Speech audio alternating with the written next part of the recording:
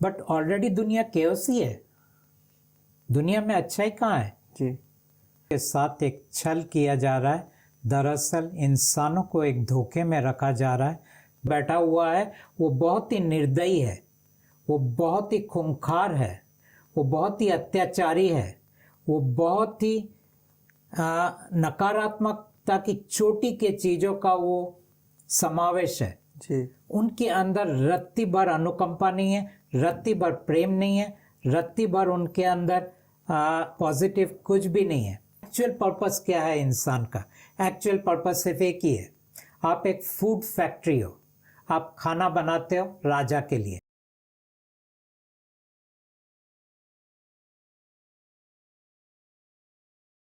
नमस्कार दोस्तों, आप सबका स्वागत है विचार विमर्श के एक और पॉडकास्ट पे। और आज हमारे साथ परमात्मा का संदेश लेके स्वयं मौजूद हैं भगवती फाल्गुनी पाठक जी और साथ में परमात्मा प्रदीप मुखर्जी जी। तो thank you so much sir, आपने हमारा इनवाइट स्वीकार किया हमारे इस पॉडकास्ट पर आने के लिए। सबसे पहले बहुत बहुत धन्यवाद।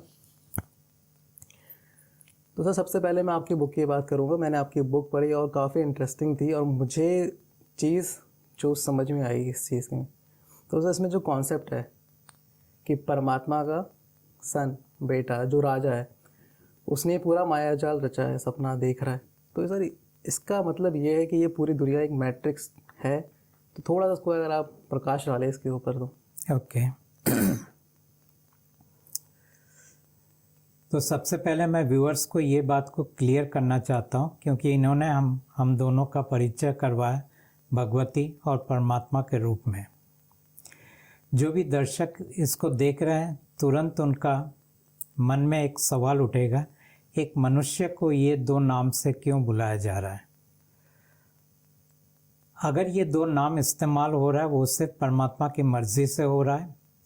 ये दोनों मनुष्य अपने आप को ये नहीं कह रहे हैं कि हम परमात्मा हैं, लेकिन परमात्मा ये कह रहे हैं कि मैं परमात्मा हूँ और ये भगवती है। ये उनकी इच्छा से, उनकी मर्जी से ये दो नाम का इस्तेमाल हो रहा है। लेकिन दर्शक को इस चीज़ को मानने की ज़रूरत नहीं है, दर्शक को इन चीज़ों को स्वीकार करने की ज़रूरत नहीं है। तो ये पहला जो मैं डिस्क्लेमर जो हम अंग्रेजी में बोलते हैं, इस चीज़ को हम दर्शक के पास रख रहे हैं। दूसरी बात यह है कि दरअसल ये जो पूरा संदेश जो मैं दर्शकों को देना चाह रहा हूँ, ये संदेश है क्या? और ये संदेश जो है, जो परमात्मा ने हम दोनों को दिया है, वो ये है कि दरअसल जिसे तुम परमात्मा मानते हो वो परमात्मा नहीं है, वो सिर्फ भगवान है या वो सिर्फ देवता है। और जो परमात्मा सही में है वो अलग है। आज तक परमात्मा मनुष्यों के बीच में नहीं थे। परमात्मा 2015 में हमारे ब्रह्मांड में आए और तब तक इस ब्रह्मांड का जो राजा है, जो परमात्मा का बेटा है या संतान है, उन्होंने अपने आप को परमात्मा घोषित किया है। उन्होंने अपने आप को गॉड के रूप में घोषित किया है। उन्होंने अपने आप को सर्वोच्च के रूप में घोषित किया है। उन्होंने कहा कि मेरे से ऊपर कोई भी नहीं है, तुमको मुझे पूजना चाहिए, तुमको मेरे सामने समर्पित होना चाहिए, तुमको मेरे प्रति आस्था रखना चाहिए, तुमको मेरे ऊपर विश्वास करना चाहिए। ऐसा उन्होंने हर धर्म, हर मज़हब के ज़रिए हर लोगों को, ये जो 8 बिलियन जो लोग हैं इस धरती पे, उनको ये मैसेज वो दिया और उनसे इन चीज़ों को उन्होंने करवाया।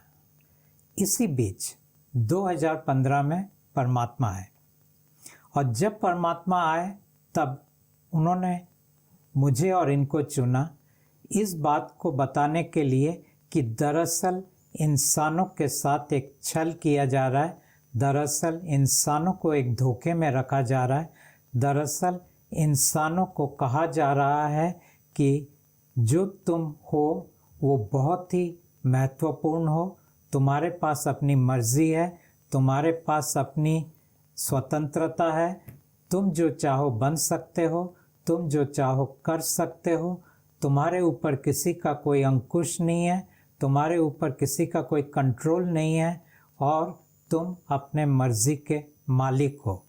ये जो चीज़ों को, जो विश्वास इंसानों को दिलाया गया है, परमात्मा ने कहा कि ये सब चीज़ें गलत है।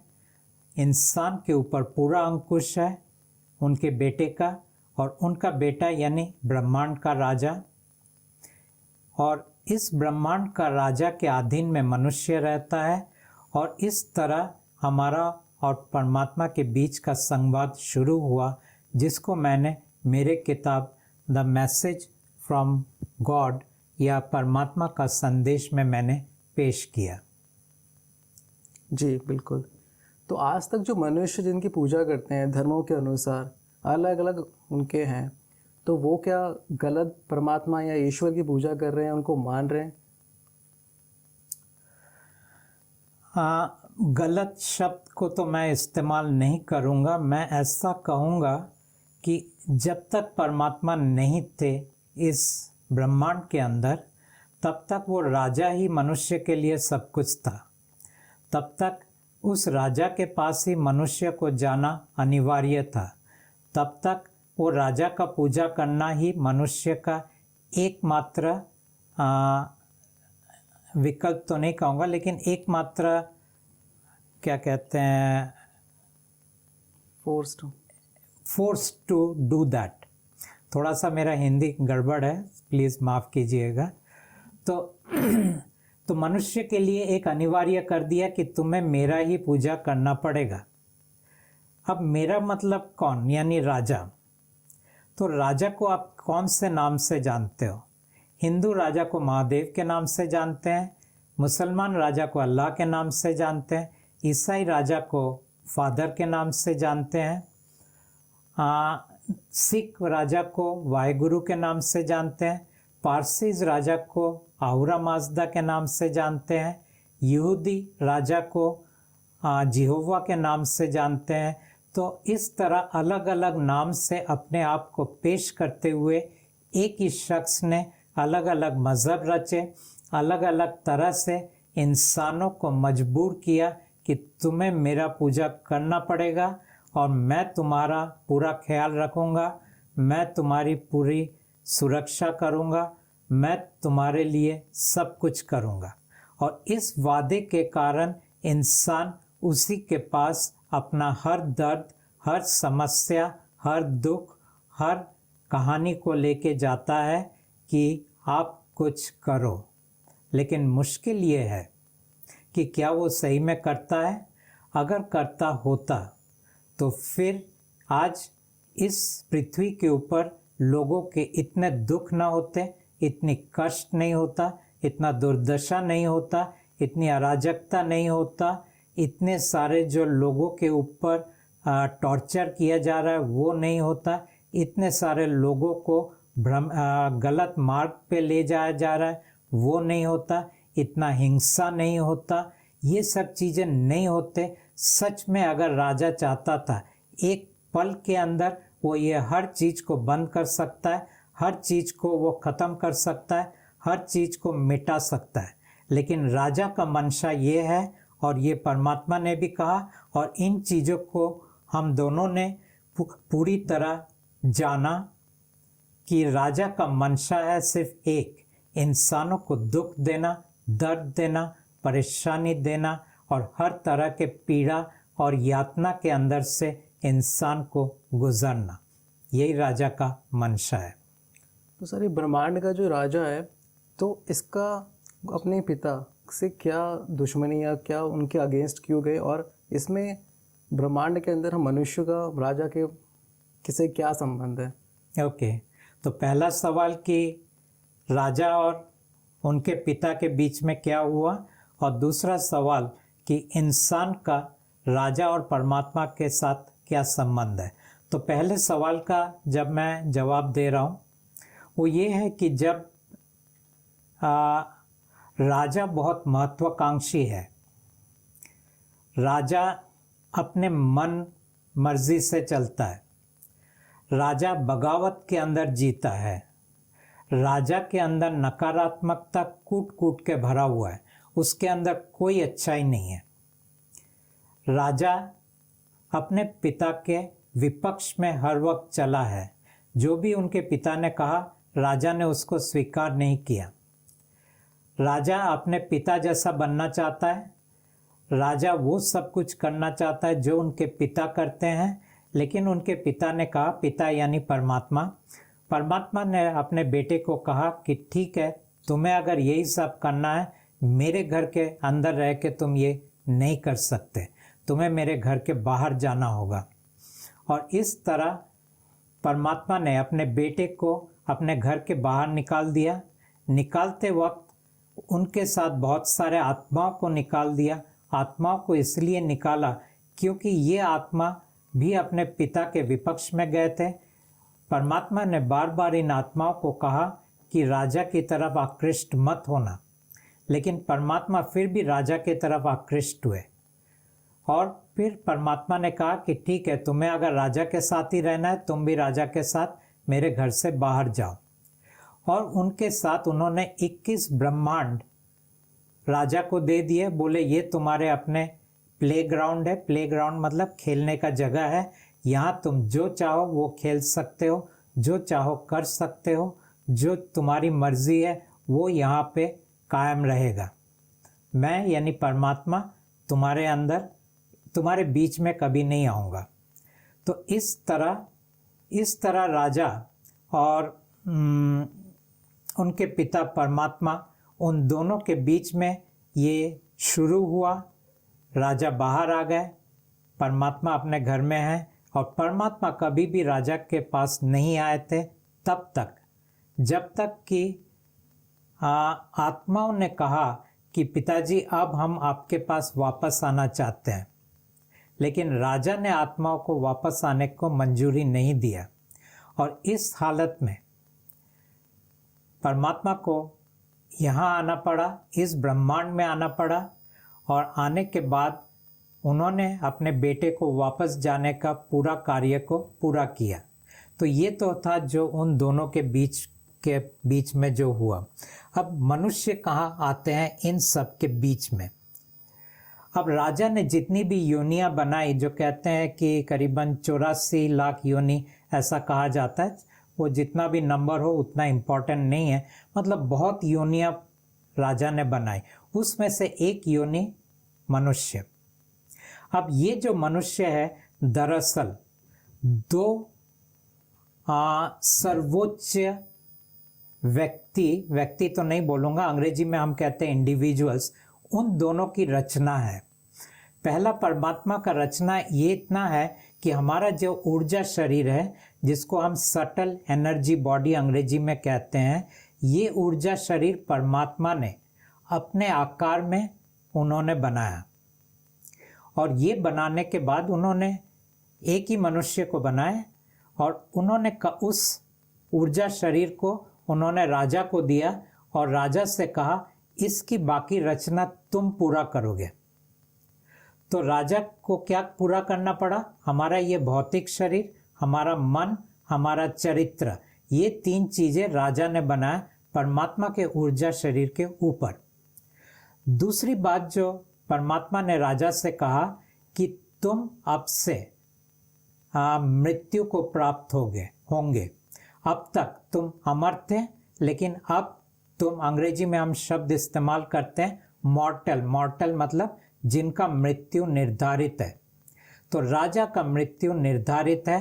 राजा बार बार मरता है, राजा बार बार जन्म लेता है, हर बार मरता है, सृष्टि का विनाश होता है, हर बार जन्म लेता है, सृष्टि की शुरुआत होता है। ये एक परमात्मा ने राजा से कहा। दूसरा परमात्मा ने राजा से कहा कि ये जो मनुष्य मैंने तुम्हें दिया है, इस मनुष्य का मैल तुम्हें खाना पड़ेगा।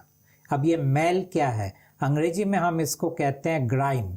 ये ग्राइम क्या है? ये है हमारे negative thoughts, feelings and emotions. Hindi में कहे तो हमारी नकारात्मक विचार, हमारी सोच, हमारे एहसास, तो ये चीज़ें हैं मैल। और इसी कारण आप देखोगे कि इंसान का बुनियादी प्रोग्रामिंग नेगेटिव है। इंसान का बुनियादी प्रोग्रामिंग डर के ऊपर टिका हुआ है। इंसान का बुनियादी प्रोग्रामिंग मोह के ऊपर टिका हुआ है। इंसान का बुनियादी प्रोग्रामिंग इस बात पे टिका हुआ है कि जो मैं हूं वो ठीक नहीं हूं। तो इस बुनियादी प्रोग्राम के ऊपर क्यों है ये? वो तो पॉजिटिव प्रोग्रामिंग भी हो सकता था कि जो मैं हूं एकदम मस्त हूं, जो मैं हूं वो बहुत ही अच्छा हूं, जो मैं हूं मेरे से हर चीज अच्छा होता है। लेकिन ये नहीं है, प्रोग्रामिंग उल्टा है, क्योंकि ये प्रोग्रामिंग राजा ने इंसान को दिया है। तो राजा ने इंसान को बुनियादी तौर पर नकारात्मक बनाया है, जिससे कि इंसान नकारात्मक सोच, विचार, एहसास के अंदर भरा पड़ा रहेगा।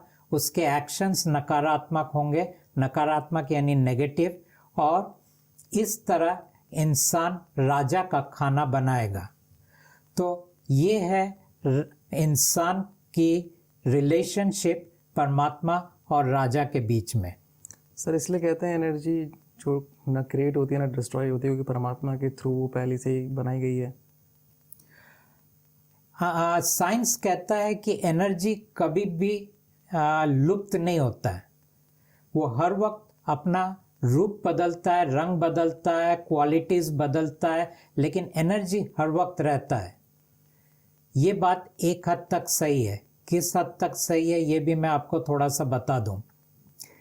परमात्मा का जब जो भी क्रिएशन होता है, वहाँ पे परमात्मा की मर्जी से जो भी चीज़ें तैयार होता है, वहाँ पे वो हर वक्त कायम रहता है, इटर्नल होता है। उसका कोई विनाश नहीं होता है, वो अनक्रिएट नहीं होता है। लेकिन राजा जो भी चीज़ें क्रिएट करता है उसकी विनाश होता है, वो अनक्रिएट होता है, एक समय के बाद उसकी समाप्ति होता है। तो दोनों में ये अंतर क्यों है? अंतर इसलिए है कि राजा जिन चीज़ों को बनाता है अपने मन से बनाता है, और परमात्मा जिन चीज़ों को बनाता है अपनी चेतना से बनाता है। राजा के पास चेतना बिल्कुल नहीं है, राजा के पास सिर्फ मन है। परमात्मा के पास चेतना ही चेतना है, मन नहीं है। तो जो भी चीज़ें चेतना से बनती है वो सब चीज़ें कायम रहता है, वहाँ पे डिस्ट्रॉय होने का कोई सवाल नहीं उठता है। सवाल ये था कि क्या एनर्जी पूरी तरह विलीन होता है? हाँ, विलीन होता है। कब होता है? जब राजा का मृत्यु होता है। लेकिन जब तक राजा जिंदा है उस एनर्जी परिवर्तन होगा, लेकिन वो कभी डिस्ट्रॉय नहीं होगा या अनक्रिएट नहीं होगा। सर जब से ये मानव बने हैं तब से एक सवाल जो हर समय पे सबके मन में आते रहा है, हमेशा तारों को देख के, आसमान को देख के, ब्रह्मांड को देख के, कि मैं यहाँ क्या कर रहा हूँ, हमें किसने बनाया। और एक बहुत ही सवाल है जो हर किसी मनुष्य के अंदर आता है। तो सर ये मनुष्य यहाँ ब्रह्मांड में क्या कर रहे हैं? देखिए, मनुष्य के मन में एक बुनियादी सवाल आता है कि मैं कौन हूँ, ठीक है। और दूसरा बुनियादी सवाल मनुष्य के मन में आता है कि मैं कर क्या रहा हूँ, मेरा जन्म किस लिए हुआ है। तो वो पूछते हैं लाइफ का पर्पस क्या है। तो ये दो सवाल मनुष्य के मन में होता है। ज़्यादातर मनुष्य के मन में ये दो सवाल नहीं होते, क्योंकि ये दो सवाल अगर आपके मन में बहुत स्ट्रांग हो जाए तो आपके लिए संसार में रहना मुश्किल हो जाएगा। तब आपको आध्यात्मिकता के तरफ जाना पड़ेगा, एक खोज में निकलना पड़ेगा स्वयं को जानने के लिए और स्वयं की अल्टीमेट गोल को जानने के लिए। संसार के अंदर ये दो सवाल का कोई महत्व नहीं है, लेकिन फिर भी संसार के अंदर जो मनुष्य रहते हैं उनके मन में कभी कभी ये सवाल उठता है, लेकिन थोड़ी देर के अंदर ये सवाल गायब हो जाता है। अब आते हैं ये सवाल के ऊपर कि आप हो कौन। लोगों ने अपने आप को जानने की बहुत कोशिश की। परमात्मा ने बहुत सीधा कह दिया, तुम 5 चीज हो। अब ये 5 चीज क्या हो तुम? सबसे पहले तुम हो एक शरीर, जिसको हम भौतिक शरीर कहते हैं, अंग्रेजी में हम कहते हैं फिजिकल बॉडी। दूसरा तुम एक मन हो, इसको हम माइंड कहते हैं। तीसरा तुम एक चरित्र हो, पर्सनालिटी हो। तो ये बॉडी, माइंड, पर्सनालिटी ये हमें दिख जाता है। कोई भी इंसान को हम जब देखते हैं उसका बॉडी, उसका माइंड, उसका पर्सनालिटी, तीनों दिखता है। अब दो चीज़ और रह गया जो हमें दिखता नहीं है, लेकिन उसमें से एक चीज़ जो परमात्मा ने हमें दिया है, हमारा ऊर्जा शरीर। ये चौथा चीज़ है, फोर्थ। जी। अब रह गया पांचवा, और ये पांचवा चीज़ सबसे इंटरेस्टिंग चीज़ है जिसके बारे में लोग इतना बात नहीं करते। हाँ, स्पिरिचुअल बुक्स में कहीं कहीं इसका जिक्र है। ये पांचवा चीज़ को कहते हैं ईश्वर। तो आपके अंदर एक ईश्वर है, मेरे अंदर एक ईश्वर है, इनके अंदर एक ईश्वर है, उनके अंदर एक ईश्वर है। हर इंसान के अंदर एक ईश्वर होता है। अब कहने का ये मतलब है, क्या अनेक ईश्वर हैं या एक ईश्वर है? तो ईश्वर को समझने के लिए आपको ये समझना पड़ेगा। एक मैं एग्जाम्पल दे रहा हूँ कि मान लीजिए एक सागर है और सागर से लहरें उठती है, बहुत सारे लहरें उठती हैं। इसमें से एक लहर आपके अंदर गया, एक लहर मेरे अंदर आया, एक लहर उनके अंदर गया, है सब सागर के साथ जुड़े हुए। कोई भी लहर सागर से अलग नहीं होता है। उस हिसाब से अगर देखा जाए तो सिर्फ एक ही ईश्वर है, लेकिन लहरें अगर देखा जाए तो अनेक ईश्वर है। तो इसीलिए ये कहना मुश्किल है ईश्वर एक है या अनेक है। देखने के नजरिया में ये एक भी है, अनेक भी है। दूसरी बात है, ये सागर क्या है? ईश्वर तो हमने कह दिया, आपके अंदर एक ईश्वर है, मेरे अंदर एक ईश्वर है, लेकिन सागर क्या है? तो सागर को कहा गया है ब्राह्मण या ब्रह्म। तो इन्होंने कहा कि ब्रह्म जो है या ब्राह्मण जो है, ये अंतिम है, और ये निराकार है, ये निर्गुण है, और ये कण कण में है। ये तीन चीजें ब्राह्मण के बारे में बताया गया है। तो इसका मतलब कि पूरी सृष्टि, पूरी कायनात इस ब्राह्मण के अंदर समाया हुआ है। ये ब्राह्मण के अंदर से ऊपर आता है और ब्राह्मण के अंदर विलीन हो जाता है। ब्राह्मण को कोई समझ नहीं पाया, ब्राह्मण के बारे में अभी तक कोई इतना बोल नहीं पाया। उन्होंने नकारात्मक वे में बोला, किस तरह से? निर्गुण है, यानी कोई गुण नहीं है। उन्होंने कहा कोई आकार नहीं है। उन्होंने कहा कि सर्वत्र है। लेकिन फिर कोई पूछे, चलो ये तो बोल दिया, बट अल्टीमेटली क्या है? फिर कोई जवाब नहीं। फिर उन्होंने कहा कि तुम ब्राह्मण के बारे में बात करना मुश्किल है, लेकिन तुम ब्राह्मण के साथ जुड़ सकते हो। और वहां से एक शब्द आया जिसको कहते हैं ब्रह्मलीन। तो हम कहते हैं वो साधु, वो ऋषि, वो मुनि ब्रह्मलीन की अवस्था में जीता है, यानी वो ब्रह्म में लीन हो गया, एक हो गया, वननेस की स्टेट में रहता है जी। तो इसको कहते हैं ब्रह्मलीन स्पिरिचुअलिटी में। लेकिन ये भी नहीं जानता ये ब्रह्म क्या है। वो एक हुआ, लेकिन फिर भी नहीं जानता ब्रह्म क्या है, क्योंकि इस ब्रह्म को जानने के लिए आपको उस शख्स के पास से वो इंफॉर्मेशन लेना पड़ेगा जो ब्रह्म के ऊपर है। ब्रह्म के अंदर रह के आप कभी ब्रह्म को जान नहीं सकते। सागर के अंदर रह के आप कभी सागर को जान नहीं सकते। सागर के बाहर जो है वो आपको सागर के तरफ इशारा करके बोल सकता है वो सागर है। जिस प्रकार से मछली को नहीं पता कि मछली को नहीं पता कि सागर क्या है, हमें पता है क्योंकि हम बाहर हैं और उसके अंदर डुबकी लगा के फिर बाहर आते हैं। तो इसीलिए ब्रह्म के बारे में जानना मुश्किल है कि ब्रह्म दरअसल क्या है। ये राजा का मन है। राजा कौन है? ये परमात्मा का संतान है, जिसे परमात्मा के घर से बाहर निकाल दिया गया था। और उनका मन इतना शक्तिशाली है, इतना प्रचंड है कि ये पूरा मन 21 ब्रह्मांड में फैल गया। और उसने इस मन के जरिए हर सृष्टि को उभारा, और हर सृष्टि के अंदर अपने मन का एक अंश उन्होंने डाल दिया, और उसी मन का एक अंश आपके अंदर डाला और मेरे अंदर डाला, और उस अंश का नाम है ईश्वर। तो ये हुआ उस सवाल का जवाब, मैं कौन हूं। अब आता है दूसरा सवाल का जवाब कि मेरा पर्पस क्या है, मैं किस लिए आया हूं, क्यों मेरा जन्म हुआ है। तो जो ज्ञानी है उन्होंने कहा, एक्चुअली ये बड़ा मजेदार ये चीज है, what is the purpose of life. पूर्व में और पश्चिम में दोनों पर्पस अलग अलग है। पूर्व में पर्पस है लिबरेशन। लिबरेशन का मतलब होता है मोक्ष। मोक्ष हम क्यों कहते हैं? क्योंकि हमारे जो लिटरेचर है, हमारे जो धर्म ग्रंथ है, वो कहता है हमारा बार बार जन्म होता है और इतनी दुखों के अंदर से गुजरते हैं, तो हम कहते हैं हमें फिर से जन्म नहीं लेना है, तो हम कहते हैं हमें मोक्ष चाहिए। ठीक है, तो ये हुआ लिबरेशन।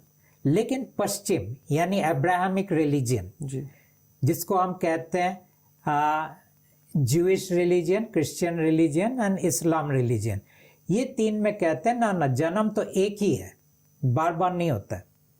अब जो कहता है जन्म एक ही है, उसको मोक्ष से क्या लेना देना होगा? तो वो उसे मोक्ष में कोई इंटरेस्ट नहीं, लिबरेशन में कोई इंटरेस्ट नहीं है। उसको किस चीज में इंटरेस्ट है? उसको सैल्वेशन में इंटरेस्ट है। अब ये सैल्वेशन क्या है? सैल्वेशन है मुक्ति। किस चीज से मुक्ति? उनके मन के अंदर ये डर है, मरने के बाद मेरा जजमेंट होगा और मैं जहन्नम में नहीं जाना चाहता हूं, मैं जन्नत में जाना चाहता हूं, हेवन में जाना चाहता हूं, स्वर्ग में जाना चाहता हूं। अब इस कौम के लोगों के मन में एक ही है कि मैं आज क्या करूं कि मरने के बाद मैं वहां पे जाऊं, हेवन में। पूर्व में लोगों के मन में वही सवाल है, मैं क्या करूं कि अगले बार मुझे जन्म ना लेना पड़े।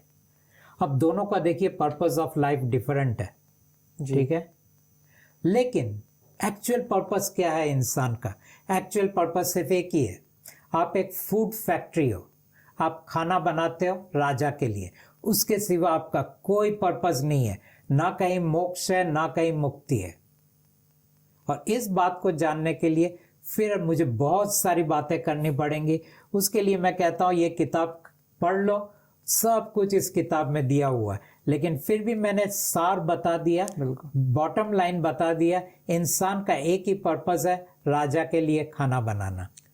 तो सर गौतम बुद्ध थे, वो मोक्ष बोलते थे, सब उन्होंने मोक्ष को प्राप्ति की है। या फिर इस्लाम में बोलते हैं कि लास्ट पैगंबर थे मोहम्मद, या जीसस थे क्रिश्चियन में। तो ये भी इस चीज़ को जस्टिफाई करते हैं, प्रूफ करते हैं कि उनकी दोनों की थ्योरी, सोच, पूर्व और पश्चिम की सोच अलग है, कि गौतम बुद्ध मोक्ष को प्राप्त हुए थे या वो भी राजा को ही। देखिए, जहाँ तक ये रिलीजन है, ईस्ट का रिलीजन है, उसमें जैनिज्म आ गया, बुद्धिज़्म आ गया, सिखिज़्म आ गया, हिंदुइज़्म आ गया, सनातन धर्म आ गया, ये बाकी जितने भी पूर्व के जितने भी हैं, इनका मानना है कि हम जन्म मृत्यु के पार होके कैवल्य धाम में जा सकते हैं, या कोई भी आप धाम ले लो, वो सब धाम में जा सकते हैं। पश्चिम में या अब्राहमिक रिलीजन में उनका है कि हम स्वर्ग जा सकते हैं, हेवन जा सकते हैं, और फादर यानी जिनको वो भगवान मानते हैं, अल्लाह हो, जियोवा हो, फादर हो, उनके नज़दीक जा सकते हैं। ये उनका मानना है, ये इनका मानना है। बड़े मज़े की बात, दोनों इंसान ऊपर शख्स एक किस तरह भ्रमित किया दोनों को विपरीत दिशा में सोचने के लिए। वहाँ क्या मिलेगा उन्हें? हाँ, वहाँ पे क्या मिलेगा उन्हें? उन्हें खुद नहीं, वहाँ पे कुछ नहीं मिलेगा। अब वहाँ पे जब मैं कहता हूँ कुछ नहीं मिलेगा, वो भी मैं आपको बता देता हूँ। जब एक इंसान मरता है तो होता क्या है? जी बिल्कुल। पहली बात तो ना कहीं पे स्वर्ग है, ना कहीं पे नरक है, ठीक है, ये दोनों है ही नहीं। तो ये दोनों तो आप भूल जाइए। आप बोलेंगे नहीं, हमारे हर धर्म ग्रंथ में लिखा है, वो पश्चिम का हो चाहे पूरब का हो, हर धर्म ग्रंथ में लिखा है स्वर्ग नरक तो है ही। तुम चाहो तो यातना भोगोगे और तुम चाहो तो बहुत मजे करोगे। ये दोनों दरअसल मानसिक कल्पनाओं के अंदर दिया हुआ है। एक को हम कहते हैं मोटिवेशन, दूसरे को हम कहते हैं फियर फैक्टर। ये दोनों कंट्रोल मैकेनिज्म है। जीते जी ये दो मैकेनिज्म के जरिए इंसान को पूरी तरह कब्जे में रखा जाता है, पूरी तरह उनको अपने दायरे के अंदर रखा जाता है। लेकिन मरने के बाद होता क्या है? सीधी सी बात है, मैं आपको बता दूं बहुत शॉर्ट में। आपके ऊर्जा शरीर जो ऐसे तो 11 है, लेकिन 3 ही काम में आते हैं। पहला ऊर्जा शरीर, जिसको हम एस्ट्रल एनर्जी बॉडी कहते हैं, ये आपके मरने के बाद पितृलोक में जाएगा, ठीक है। अगर ये बीच में अटक गया। क्यों अटकता है? अगर मान लीजिए उसके शरीर को अभी भी भोग विलास में इंटरेस्ट है तो वो अटक जाएगा। उस शरीर के अंदर रिवेंज लेने की इच्छा है तो अटक जाएगा। उस शरीर के अंदर अगर अटैचमेंट है अपने परिवार के लिए, अपने घर के लिए, अपने बिजनेस के लिए, अपने प्रॉपर्टी के लिए, पैसे के लिए, अटक जाएगा। उस शरीर को अगर बहुत सारे व्यसन की इच्छा है, जैसे स्मोकिंग हो गया, ड्रिंकिंग हो गया, ड्रग्स हो गया, तो अटक जाएगा। और अगर उस शरीर को बहुत खाने की इच्छा है तो भी वो दूसरे शरीर के अंदर आके खाना खाएगा और अटक जाएगा। इस तरह ये जितने एस्ट्रल बॉडीज हैं, एक्चुअली देखा जाता है 80% अटक जाते हैं, क्योंकि हर एक का कोई ना कोई अटैचमेंट तो रहता ही है ये पृथ्वी के दुनिया के साथ। इसीलिए कहते हैं कि मरते मरते कम से कम संसार को छोड़ो और राम नाम लो कि आगे का सफ़र तुम्हारा हो सके। लेकिन राम नाम लेते हैं, यहाँ दिमाग में तो कुछ और ही चलता है। तो वहाँ पे खाना भी रहता है, व्यसन भी रहता है, किसी से रिवेंज लेना भी रहता है, और बाकी जो चीज़ें मैं कहा वो सब रहता है। खाली ये ज़ुबान के ऊपर एक ऑटोमेटिक चलता रहता है राम राम। वो हुआ एक शरीर आपका। लेकिन ये शरीर कहीं पे नहीं जा रहा है, ना जा रहा है स्वर्ग में, ना जा रहा है नरक में। पितृलोक को आप स्वर्ग भी कह सकते हो, नरक भी कह सकते हो, क्योंकि वहाँ जाने के बाद अपने प्रकृति के अंदर ही वो वहाँ वो जिएगा। लेकिन उसके अंदर हम जाते नहीं। अब आता है दूसरा शरीर। दूसरा शरीर जो है आपका मेंटल बॉडी है। मेंटल बॉडी है, आपके जितने भी कार्मिक बैगेज है वो पूरा उठा के ले जाता है अगले इनकारनेशन, अगले जन्म के अंदर। उस कर्म के बैगेज में से एक अंश लेके आत्मा आपकी कहानी लिखता है, और उसके हिसाब से आपका चरित्र का गठन होता है, शरीर का गठन होता है। तो मेंटल बॉडी गया दूसरे शरीर में। और तीसरा जो शरीर है उसको हम कहते हैं ईथरिक एनर्जी बॉडी। ये ईथरिक एनर्जी बॉडी आपके सब मैल को लेके जाता है राजा के बाद पास, उनका खाना बन के। ये शरीर को राजा खाता है। तो ये हुआ इंसान का मरने के बाद का सफ़र। और बाकी जितने 3 के बाद ऊपर जितने भी बॉडीज़ हैं, ये सब इस वक्त निर्जीव पड़े हुए हैं। ये पूरा उठा के यहाँ से यहाँ आता है, यहाँ से दूसरा, दूसरे से तीसरा, ऐसा चलता रहता है। ये सर हमारे इनकारनेशन होते हैं पुनर्जन्म, या फिर राजा की जब इनकार दोबारा जन्म लेगा तब हम नेक्स्ट लाइफ? नहीं, हमारे राजा के तो जन्म लेने के पहले तो हमारे हजारों जन्म हो जाते हैं। अच्छा। उसकी अवधि बड़ी लंबी है। जी बिल्कुल। तो एक सवाल आता है कि हमेशा बोला जाता है कि आपके भाग्य में जो होगा वो आपको मिल जाएगा, आप कुछ भी कर लीजिए वो आपको मिलना है। और दूसरी चीज़ ये कहते हैं कि मैं अपने कर्मों से, अपनी मेहनत से अपने भाग्य को बदल सकता हूँ। ये दोनों लाइनें, दोनों थ्योरी एक साथ कैसे रह सकती हैं? ये क्या है? ये एक बाजू थोड़ा सच्चाई है और एक बाजू पूरा झूठ है। इसीलिए ये दोनों के अंदर एक विपरीत या कॉन्फ्लिक्ट हमें देखने को मिलता है। ये बात सही है कि आपके जन्म के पहले आपका पूरा कहानी लिख दिया जाता है। लिखने वाला आत्मा है। लिखने के बाद जब आपका जन्म होता है तब आत्मा आके आपके अंदर सांस फूंक देते हैं। एक बार आपके अंदर सांस फूंक दिया, आत्मा का काम खत्म हो गया। उसके बाद वो आपके अंदर नहीं रहता है। अब आप कहोगे मेरे अंदर आत्मा नहीं है तो मैं जिंदा कैसे हूँ? नहीं, आत्मा के कारण आप जिंदा नहीं हो, ईश्वर के कारण आप जिंदा हो। अच्छा, उसके बाद राजा निकल गया, आपका सांस चलना शुरू हो गया। अब आते हैं ईश्वर। ईश्वर कहानी को पढ़ता है। ऐसा नहीं कि एक एक पेज बाय पेज पढ़ता, वो तो एक पल में उसने पूरी कहानी पढ़ ली। उस कहानी के हिसाब से आपके शरीर की रचना वो करता है। और ऐसा नहीं कि ईश्वर बाद में आता है। एक्चुअली ईश्वर जैसे ही मेल और फीमेल स्पर्म एक होते हैं, उसी वक्त ईश्वर आ जाता है, क्योंकि उसको तो पेट के अंदर भी शरीर को गठन करना पड़ता है जी। और ये जो यूनियन के पहले ही कहानी लिख दिया जाता है। तो यहां से शुरू होता है ईश्वर का काम क्या है? आपके फिजिकल बॉडी को बनाना, आपके माइंड को बनाना, आपके चरित्र को बनाना। ये 3 चीज बनाना ईश्वर का काम है। चौथा क्या काम है ईश्वर का? वो आपको ऊर्जा देता है। अगर उसने आपको जीवन ऊर्जा नहीं दिया तो आप कुछ नहीं कर पाओगे जिंदगी में। ये चौथा काम है ईश्वर का। 5वां काम क्या है ईश्वर का? आपके पास वो लोगों को ले आएंगे जो आपके कहानी में लिखा है, और उन लोगों को ले जाएंगे, बाहर निकाल देंगे जो कहानी में नहीं है। ये ईश्वर का एक और काम है। एक और काम क्या है? वो आपके अंदर विचार डालते हैं, आपके अंदर अंग्रेजी में बोलूँ तो थॉट्स डालते हैं, इमोशंस डालते हैं, फीलिंग्स डालते हैं। ये 3 चीज़ डाल के आपको चलाते हैं। तो आप उनके मर्जी के अधीन चलते हो, आपकी अपनी कोई औकात नहीं है। वो जो आपके अंदर डालता है वही आप करते हो। अगर वो प्रेम डालता है आपके अंदर तो आप प्यार में गिरते हो। वो आपके अंदर गुस्सा डालता है, आप गुस्से से भर जाते हो। वो आपके अंदर नफरत डालता है, आपके अंदर नफरत भर जाते हो। आपको लगता है ये सब आपके मन के अंदर से निकलता है या पिछली जन्म से निकलता है। ऐसा कुछ नहीं है, ये सब डाले जाते हैं ईश्वर के द्वारा, और ये आखिरी सांस तक वो डालता रहेगा। ये एक और काम है ईश्वर का। एक और काम क्या है? वो आपका सक्सेस को क्रिएट करता है, आपके फेलियर को क्रिएट करता है, अपनी मर्जी से नहीं, कहानी में जो लिखा है उसकी मर्जी से। वो आपको बीमार करता है और आपको अच्छा भी करता है। आपको लगता है कि डॉक्टर आपको अच्छे करते हैं, डॉक्टर आपको कुछ नहीं करते हैं। ईश्वर चाहेगा तो वो दवाई काम करेगा, वो डॉक्टर का ट्रीटमेंट सक्सेसफुल होगा।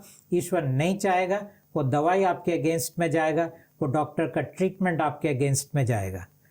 तो ईश्वर दरअसल आपका विधाता है और उसकी मर्जी से आपके जीवन में सब कुछ घटित होता है। तो इसलिए कहते हैं कि हमारे हाथ में कुछ नहीं है, हर चीज भाग्य के अधीन है। अब सवाल ये उठता है, फिर हम क्यों कहते हैं कि मैं अपने भाग्य को बना सकता हूँ? I am the captain of my ship, मेरे जहाज का मालिक मैं हूँ, मेरे जीवन का मालिक मैं हूँ। ऐसा क्यों कहा जाता है? ये है छल। छल में क्या है? छल के अंदर यही है, जो नहीं है उस चीज को आपको विश्वास दिलाना, ये माया का खेल है। सो माया पूरा छल से भरा हुआ है। ये आपको हर वो चीज को विश्वास दिलाता है जो ईश्वर चाहता है कि आप माने। और उसमें से एक चीज ये है कि दरअसल आप अपने मर्जी के मालिक हैं। ऐसे बहुत सारी चीजें, ये एक है। और क्योंकि ये एक है, अब 2 चीज घटने वाला है। एक, अगर आप अपने मर्जी से सक्सेसफुल हुए तो आप गर्वित हो जाएंगे, गर्व से भर जाएंगे। और अगर आप फेलियर हुए तो आप ग्लानि से भर जाएंगे। अब ये गर्व और ग्लानि दोनों राजा का खाना है, दोनों नकारात्मक है। और इसीलिए ये खेल खेला जाता है कि इस तरह आप राजा के लिए खाना बनाते हो, गर्व और ग्लानि। और भी कई चीजें, लेकिन ये तो मैंने 2 आपको कहा। तो ये कहना बिल्कुल सही रहेगा कि कोई फ्री विल नहीं है, कोई सिर्फ डेस्टिनी। जब आप सच्चाई को जान जाओगे, आप पाओगे एक कठपुतली के सिवा आप कुछ भी नहीं हो। बिल्कुल है। तो सर, जब हम देखते हैं मनुष्य के अंदर एक बुराई रहती है और अच्छाई रहती है, तो अच्छाई या परमात्मा कह सकते हैं या फिर दोनों ही? ना, दोनों ही राजा के पास से आता है। फिलहाल इंसान के पास परमात्मा का ऊर्जा शरीर के अलावा कुछ भी नहीं है। जी। तो सर, मनुष्य जो है तो पूरे फंसा हुआ है इसमें। तो परमात्मा जब इतना पावरफुल है, कुछ भी कर सकते हैं पल भर में, तो मनुष्य को इस दुख और इस पीड़ा से निकालते क्यों नहीं? सच्चाई क्यों नहीं दिखाते? देखिए, मैंने पहले ही कहा था, इंसान के दुख और दर्द का कारण 2 है, एक परमात्मा, एक राजा। परमात्मा ने श्राप दिया था, इसीलिए राजा को ये मैल खाना पड़ रहा है। ठीक है जी। जहाँ तक इंसान का सवाल है, ना राजा का इंसान के प्रति कोई अनुकंपा है, परमात्मा का नहीं था। जी। लेकिन एक फर्क आ गया है, परमात्मा के लिए एक फर्क आया है जो इस वक्त बहुत इंटरेस्टिंग है। और वो इंटरेस्टिंग चीज क्या है कि 2015 में परमात्मा को अपने बच्चों को वापस ले जाने के लिए चंद मनुष्य की जरूरत पड़ी थी। और क्योंकि मनुष्य ने उनको इस काम में सहायता किया, तब परमात्मा ने कहा, क्योंकि मैंने ये खेल का शुरू किया, क्योंकि मैं तुम्हारे दुख का ओरिजिनल कारण हूँ, क्योंकि I am the first cause, मैं तुम्हारे दुख के अंदर, पीड़ा के अंदर थोड़ा सा राहत दूंगा। थोड़ा क्यों शब्द इस्तेमाल कर रहे हैं? वो कहते हैं तुम्हारी कहानी राजा का है, तुम्हारा शरीर राजा का है, मन राजा का है, चरित्र राजा का है, तुम्हारा भाग्य राजा ने लिखा है। और ऐसी अवस्था में मैं उन चीजों को टच नहीं करूंगा। उसको टच करना मतलब मेरा राजा के ऊपर मेरा अपना मर्जी थोपना। परमात्मा अपना मर्जी कभी किसी के ऊपर नहीं थोपते। लेकिन वो कहते हैं इसके बावजूद मैं तुम्हें कुछ दे सकता हूँ, तुम्हारे लिए कुछ कर सकता हूँ, और 1 महीने के लिए तुम मुझे एक बार परख के देख लो कि जो मैं तुम्हें देता हूँ उसकी तुम्हारे पास कोई कीमत है कि नहीं। अगर कीमत है तो मेरे साथ जुड़ना, अगर कीमत नहीं है तो राजा के साथ रहना। तो सर अगर मनुष्य को सारी फ्रीडम दी जाए कि आप कुछ भी कर सकते हैं, तो पूरी दुनिया में केओस कर देगा वो तो। बट ऑलरेडी दुनिया केओस ही है, दुनिया में अच्छाई कहाँ है? जी। चारों बाजू अगर हम न्यूज़ खोलते हैं, न्यूज़पेपर देखते हैं, मीडिया देखते हैं, वहाँ तो सिर्फ नकारात्मक ही। लेकिन आप बोलोगे नहीं, वो एनजीओ ने कितना अच्छा काम किया है, वो इंसान ने कितने लोगों को खाना खिलाया, वो दुकानदार ने अपनी पूरी जिंदगी अपना पैसा लेके लोगों को खाना खिला रहा है। लेकिन क्या 2 वक्त का खाना खिलाने से इंसान को खाना खिलाने से दुनिया अच्छी हो जाती है? क्या आप थोड़े से कंबल बांटो और कपड़े बांटो तो दुनिया अच्छी हो जाती है? क्या आप किसी को थोड़ा पैसे दो तो दुनिया अच्छी हो जाती है? इंसान के भूख का कोई अंत नहीं है। आप कौन सा भूख इंसान के मिटाओगे? आज मिटा सकते हो, कल तो वापस वो वहीं खड़ा होगा। तो सर एक और सवाल है, थोड़ा अलग है, कि जिस प्रकार से आज के समय पे अगर रोबोट्स हैं, एंड्रॉयड्स आ रहे हैं, तो उनको इंसान ही बना रहे हैं। और अगर मैं एक हाइपोथेटिकली कंडीशन लेता हूँ कि किसी ने, कोई गेम डेवलपर है, उसने पूरी गेम बनाया, गेम की दुनिया है और उसमें अलग अलग कैरेक्टर हैं, उनको कुछ थॉट दे दिए एक तरीके से, तो वो उनके लिए तो मैं ही भगवान हूँ कि मैंने उनको बना दिया। तो अगर उनको पता चले कि मुझसे भी ऊपर कोई है और मुझसे भी ऊपर कोई है, तो क्या वो मुझे छोड़ के उसकी पूजा करे? तो ये मैं तो नहीं चाहूँगा। या उसे कैसे पता चलेगा? देखिए, आर्टिफिशियल इंटेलिजेंस का एक बहुत ही इंटरेस्टिंग चीज़ है जिस चीज़ों के बारे में अभी लोग थोड़ा सोचने को मजबूर हो गए। वो कहते हैं कि जैसे मान लीजिए एक शब्द है मशीन लर्निंग। जी सर। ठीक है, मशीन लर्निंग का मतलब है कि ये जो मशीन है चारों बाजू सब चीज़ों को देखते हुए सीख रहा है कि अपने प्रोग्रामिंग को वो कैसे बेहतर बना सके। यानी इस प्रोग्रामिंग को अब इंसान नहीं बना रहा है, मशीन खुद बना रहा है। इंसान ने कुछ पैरामीटर्स डाल दिए, उसके अंदर ये इवैल्यूएट करके मशीन अपने प्रोग्राम्स खुद बना रहा है। लेकिन इंसान सोच रहा है एक दिन वो भी आएगा जब मशीन के प्रोग्राम्स इस हद तक डेवलप हो जाएंगे जहां पे वो ये तय करेगा क्या मनुष्य सचमुच उनका ऑर्डर मानना मेरे लिए जरूरी है। ये सवाल उनके अंदर आएगा एक ना एक दिन। और उसी दिन की डर मनुष्य के अंदर आता है। इसीलिए कुछ मनुष्य बोलते हैं इतना मत डेवलप करो कि कल उठ के यही तुम्हें काटे। तो सर यही सेम कॉन्सेप्ट इंसानों के लिए भी अप्लाई होता है राजा के साथ? नहीं होता है। हम कुछ भी नहीं बन सकते राजा के अगेंस्ट में जाने के लिए। मतलब उन्हीं मशीन तो फिर भी कुछ बन सकता है। मतलब उन्हीं का ही प्लेग्राउंड है, उनके रूल्स है, उनके प्लेग्राउंड है। ओके। तो हम वो नहीं हो सकते जो मशीन एक दिन शायद हो जाए। तो सर अब मनुष्य जो है, इंसान है, वो हमेशा भगवान से प्रे करते हैं कि मेरी गरीबी दूर कर दो, या फिर मैं बीमार हूँ जो ठीक कर दो, या फिर मुझे यहाँ पहुँचना है उसमें हेल्प कर दो। तो क्या ये मांगना चाहिए ईश्वर से? ईश्वर इसमें हेल्प करते हैं? कि लोग मंदिर में जाते हैं, क्या उनको दिखता नहीं है कि मंदिर में जाके उनको क्या मिला? लोग मस्जिद में जाते हैं, लोग गिरजाघर में जाते हैं, लोग गुरुद्वारे में जाते हैं, मिल क्या रहा है तुम्हें? अच्छा चलो तुम्हें छोड़ो, पूरी दुनिया के अंदर देखो, हर कोई कहीं ना कहीं तो जाके अपना माथा टेक रहा है जी। और अगर टेक रहा वो भी तो बहुत कुछ मांग रहा है अपने लिए। तो देने वाला क्या दे रहा है सही में? और अगर नहीं दे रहा है तो तुम क्यों जाते हो? लेकिन वो कहते हैं कि नहीं हम वहाँ जाने से अच्छा लगता है। मैंने बोला कोई बात नहीं, जाओ। और ऐसा नहीं कि मैंने किसी से संवाद किया है, मैंने देखा चुपचाप कि ऊपर जिसके साथ तुम मांग रहे हो वो दे नहीं रहा है।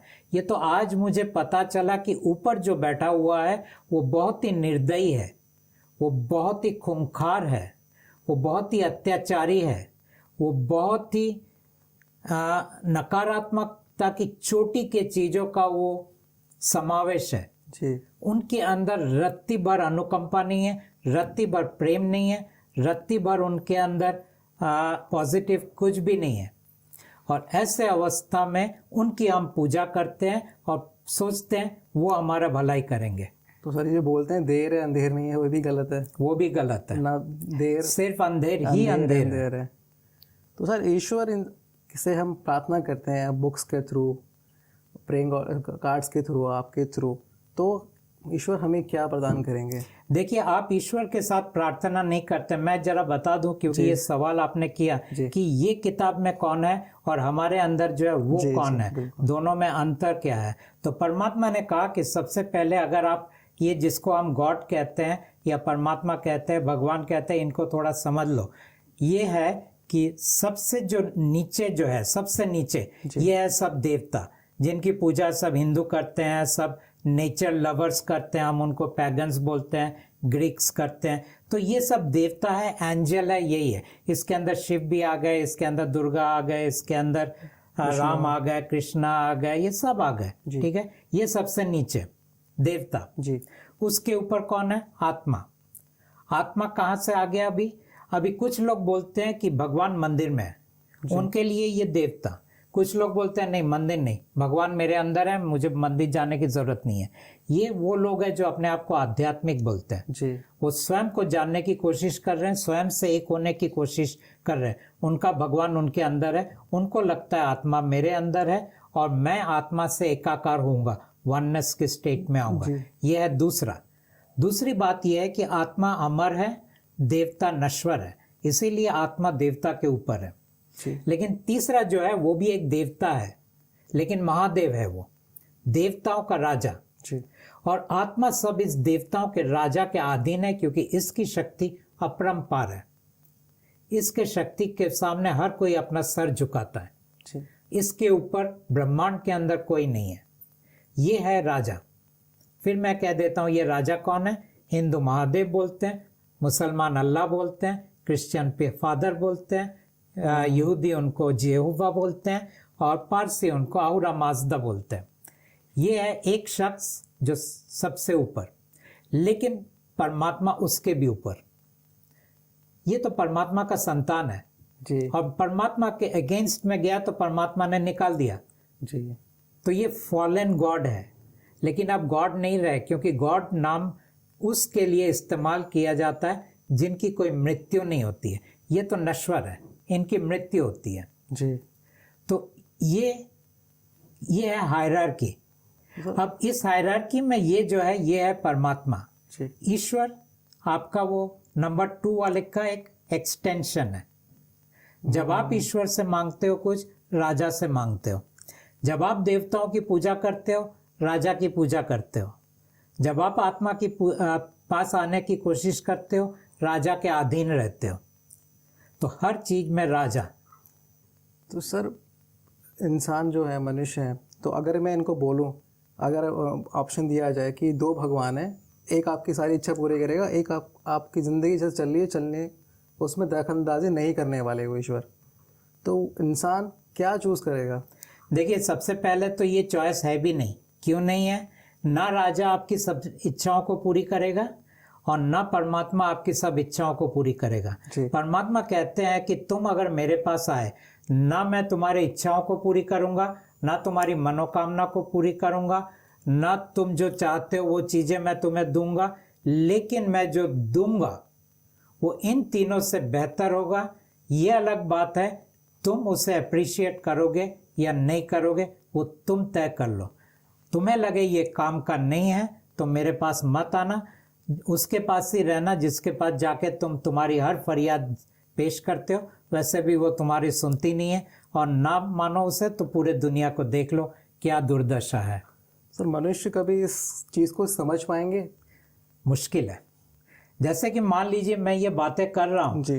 पहली बात तो मनुष्य इन बातों को सुनना नहीं चाहते जी। दूसरी बात, मनुष्य के मन में ये सवाल आता है कि इसका एविडेंस क्या है। एविडेंस मतलब प्रूफ क्या है या प्रमाण क्या है। जी। तो मैं कहता हूँ जिन चीजों को आप मानते हो उसका क्या प्रमाण है। वो कहते हैं फलाना किताब में लिखा है। तो मैंने बोला कि बात तो एक ही हो गई, ये किताब 1000 साल बाद प्रमाण बन जाएगा। तो आप वेट करो 1000 साल का, फिर प्रमाण मिल जाएगा। बिल्कुल। तो इस बुक के थ्रू इंसान जो है उनके रास्ते खुल सकते हैं अगर वो ईश्वर को मैं इतना ही कहता हूँ कि मान लीजिए ये किताब है जो हिंदी किताब है परमात्मा का संदेश। जी।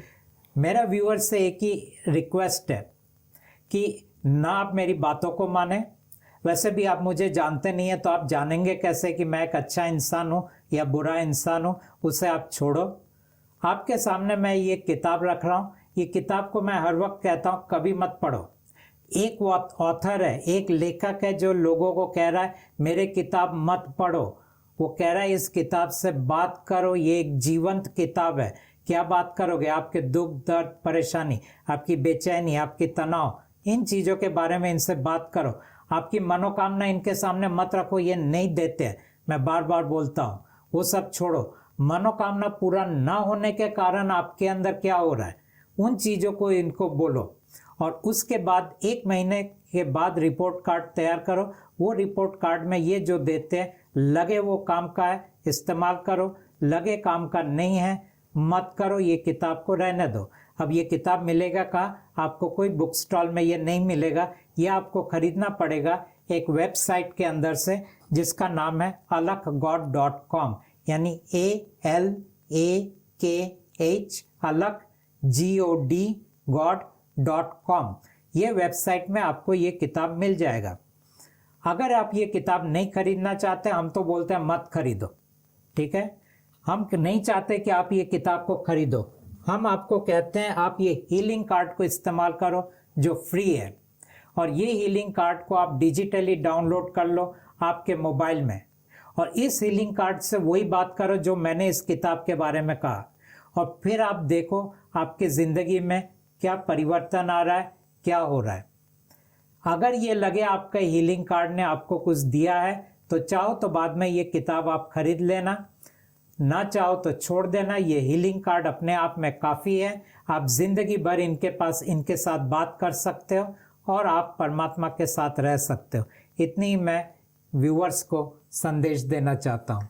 जी सर, इतनी सारी इंटरेस्टिंग बातें हैं। मेरा मन तो नहीं है विश्राम देने का इस पॉडकास्ट को, लेकिन समय की सीमा है, तो मैं आपका बहुत धन्यवाद करना चाहूँगा। आई होप कि व्यूअर्स को भी काफ़ी इंटरेस्टिंग लगा होगा ये वीडियो। तो सर बहुत बहुत धन्यवाद हमारे पॉडकास्ट और हमारे चैनल पर आने में। धन्यवाद।